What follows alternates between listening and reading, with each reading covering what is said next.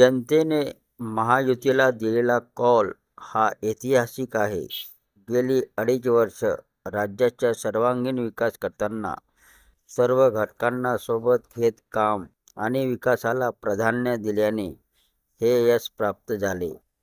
दुसरीकडे लाडक्या बहिणी देखील सावत्र भावांना जोडा दाखवला असा सनसनीटोला मुख्यमंत्री एकनाथ शिंदे यांनी महाविकास आघाडीवर लावला.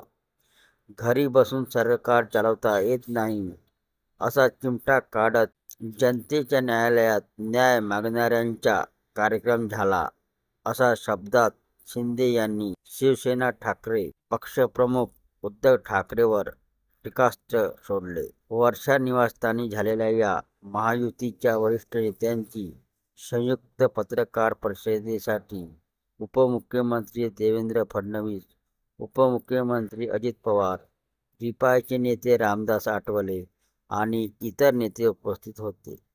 राज्यात महाविकास आघाडीचा सुपडा साफ झाला.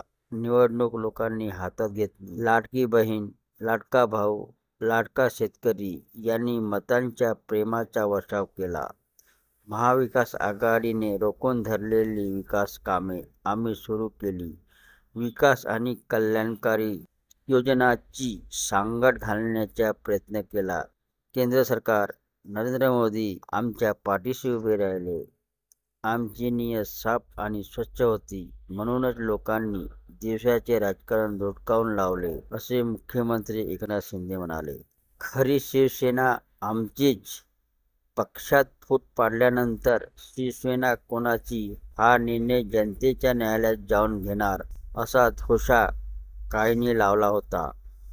परंतु जनतेने आता स्पष्टपणे कौल दिला. त्यामुळे खरी शिवसेना आमचीच असल्याचे स्पष्ट झाल्याचे मुख्यमंत्री म्हणाले. तसेच पत्रकार परिषदेत फडणवीस म्हणाले की महाराष्ट्राच्या जनतेसमोर नतमस्तक आहोत. महाराष्ट्राने दाखवलेल्या विश्वासामुळे खूप काम करावे लागले. मतदारांच्या चरणी नतमस्तक होऊन त्यांनी दाखवलेल्या विश्वासाला तडा जाऊ देणार नाही, अशी ग्वाही उपमुख्यमंत्री देवेंद्र फडणवीस यांनी दिली.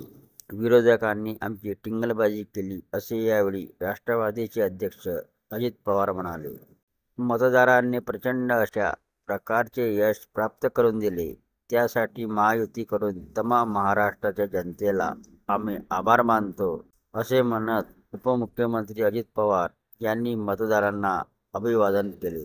तसेच राजकारणात आल्यापासून महाराष्ट्रात कधीही कोणाला एवढ्या मोठ्या प्रमाणात यश दुसऱ्या कोणालाही मिळालेले पाहिलेले नाही. विरोधाकडून आमची सातत्याने टिंगलबाजी करण्यात आली, तरीही महायुतीच्या विकास कामाकडे बघून मतदारांनी आम्हाला निवडून दिले आहे, असे ते म्हणाले. या निकालानंतर आम्ही हुरळून जाणार नाही. आमच्यावर आता जबाबदारी वाढल्याचे अजित पवार म्हणाले.